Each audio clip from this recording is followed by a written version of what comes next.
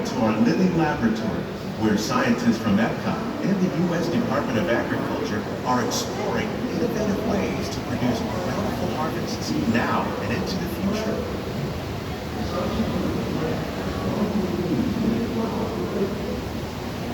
The tropics are home to the greatest diversity of plants on the planet. Many of these, like papaya, bananas, cacao, coffee, and rice, are well known around the world. These are just a few of the edible plants that have been an important source of nutrition for people living in the tropics. Many are rich in vitamins and minerals, while others are well adapted to growing in less than ideal conditions. Some, like the water lily, thrive in wet, swampy areas and waterways. All parts of this plant, even the flower petals, are edible. The starchy root of the plant has long been used to make flour for baking.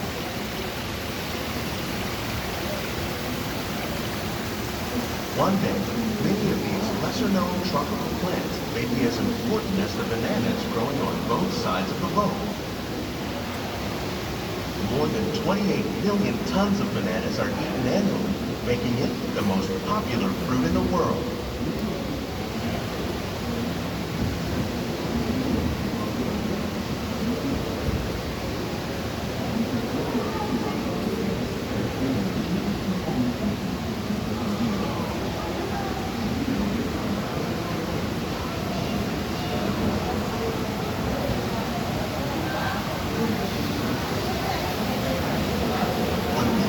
Farming, you probably don't think of fish, but fish farming, or aquaculture, accounts for nearly half of all the seafood consumed globally.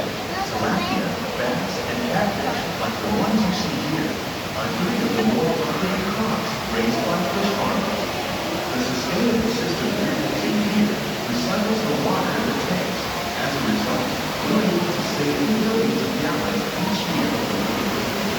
Our small fish farm nearly 5,000 pounds of fish each year to serve in restaurants around Walt Disney World.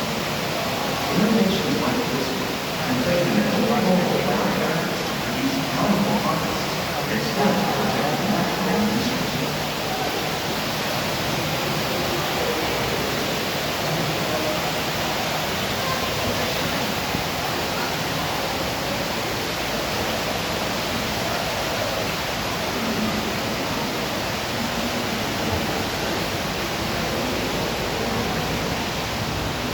While there are more than 50,000 edible plant species in the world, most of us are only familiar with the handful that make up our everyday diet. The common grains growing here, maize, sorghum, and millet, plus rice, account for nearly 2/3 of our global food consumption. Learning how to increase yields of these staples is an important goal of research around the world.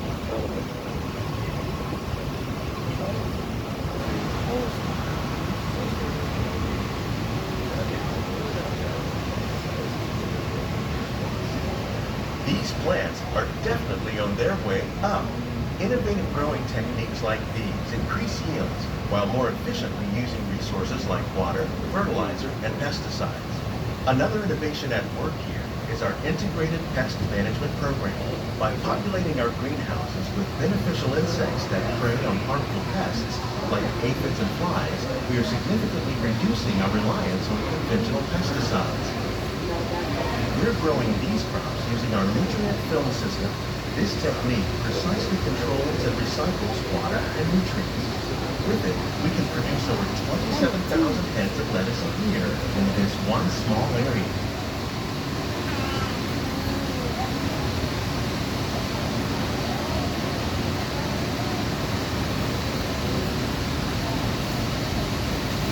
Some of our best ideas have been inspired by nature, like these fruit and vegetable trees. By growing these ground plants vertically, we can increase yields and better control diseases. These crops taste as good as they look. In fact, we serve more than 15 tons of produce from our greenhouses in restaurants here at the Land every year.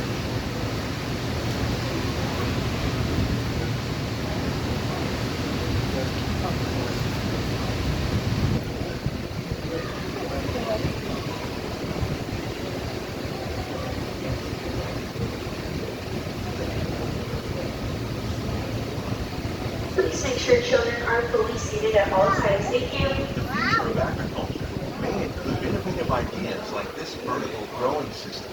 Plants grown in this way use a fraction of the space required by traditional growing methods. That saves water and increases production. The aquaponics system on your left combines hydroponics with aquaculture. The fish provide a natural source of fertilizer for the plants, and the plants help keep the water clean for the fish. It's another great way to produce more while using less. In our lab, Epcot scientists are working with the U.S. Department of Agriculture on a number of innovative projects. The goal of these efforts is to produce higher yielding and better quality plants.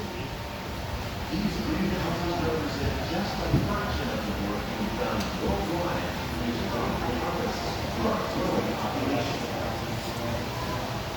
Scientists, farmers, and even backyard gardeners are doing their part to improve the quantity and quality of foods that we all rely upon.